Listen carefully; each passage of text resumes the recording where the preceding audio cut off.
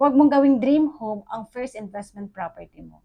Alam kong masakit pakinggan pero baka ito ang pagkakamaling nagpapabagal sa pagyaman ng maraming first-time buyers. Kapag sinabing property, kadalasan ang iniisip natin, malaking bahay, magandang interior, malawak na garahe, at yung tipong masasabi mo, ito na ang pangarap ko. Pero kung ang goal mo ay mag-build ng wealth gamit ang real estate, magkaiba ang dream home at investment property. Ang dream home, emosyon ang bumibili. Ang investment property, numero ang bumibili. Kaya bago ka bumili, itanong mo, may demand ba rito? Madali bang iparent? Tataas ba ang value nito? May development ba sa paligid? Hindi.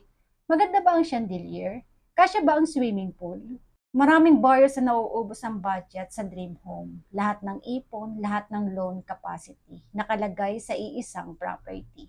Resulta, wala ng pondo para sa susunod na investment. Samantalang mga investors, asset muna ang binibili. Kumikita muna, lumalaki muna ang pera.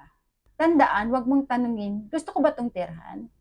Tanungin mo, gusto ba itong tirhan ng market? Dahil kapag market ang may gusto, may tenant, may demand, may appreciation, at mas mabilis mong maaabot ang tunay mong dream home. Asset muna bago dream home. Comment asset at ishare ko sa iyo ang list of property na handle ko ngayon na may malakas na potential sa rental income at property appreciation.